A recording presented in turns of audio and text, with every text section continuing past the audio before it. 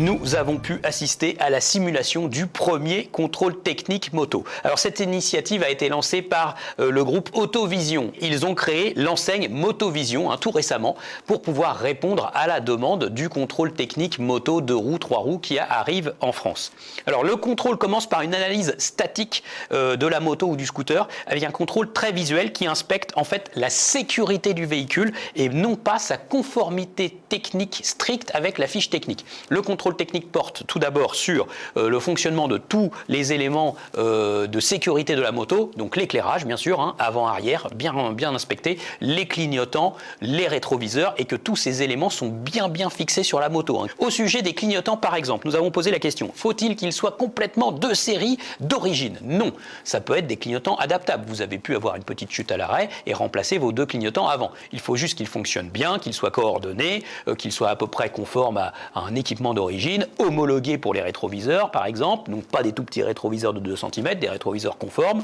Et voilà, et là ça suffit, le contrôleur technique mettra validé à ce niveau. Et le technicien va ensuite regarder les pneus, l'usure des pneus, vous savez très bien, l'épaisseur des sculptures, notamment la profondeur des sculptures, pardon, la transmission, si vous avez une chaîne, son usure, si elle est détendue, pas détendue, s'il y a un petit peu de points durs, voilà, mais c'est un contrôle quand même très visuel, très sommaire, contrôle éventuellement du cardan ou de la courroie de transmission si vous avez un custom par exemple, mais ce sera un contrôle visuel simplement.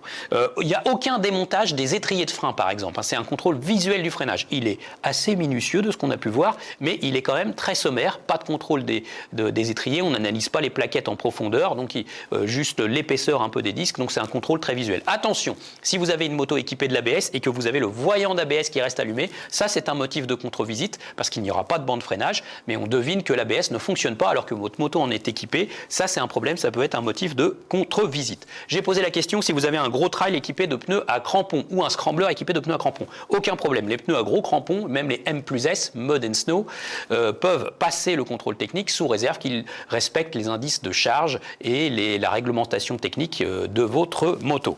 Attention à votre carénage, important. Si vous avez un carénage et qu'un bout de votre carénage est cassé, là ça peut être un motif de contre-visite parce que le carénage cassé peut s'avérer coupant. Alors moi ce que je pense en fait c'est que surtout on a mis ça en place, c'est par rapport aux passants, quand votre moto est parquée notamment. Il y a du flou autour de tout ça, mais quand votre moto est parquée, s'il y a un petit bout de carénage qui dépasse et qui est pointu, ça peut gêner, ça peut blesser un passant. Tous les éléments donc doivent être bien fixés sur la moto, la selle, le réservoir, tout ça, et en fait ce qu'ils veulent c'est une moto saine, tout simplement. Donc des contrôles visuels très basique finalement, mais si vous entretenez bien votre moto, franchement, il n'y a aucune crainte à avoir. Le contrôleur vérifiera aussi le numéro de châssis sur le cadre de votre moto et sur la plaque constructeur notamment.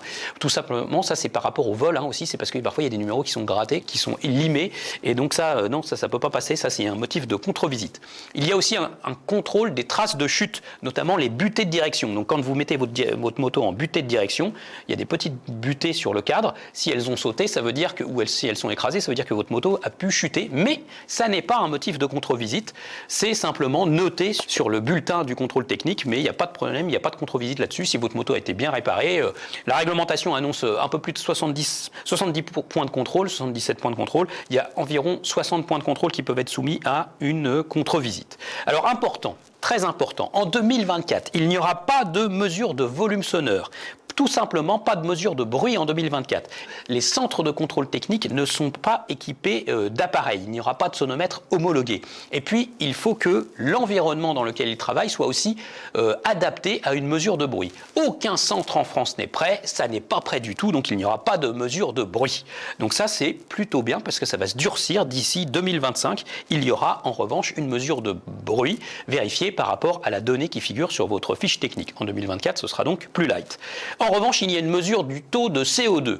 Lors de notre reportage, on a utilisé une MT10 qui était décatalysée. Elle avait une demi-ligne complète adaptable et cette demi-ligne ne comportait plus de catalyseur. Et évidemment, la MT10 n'a pas passé le contrôle du CO2, donc elle a été refusée.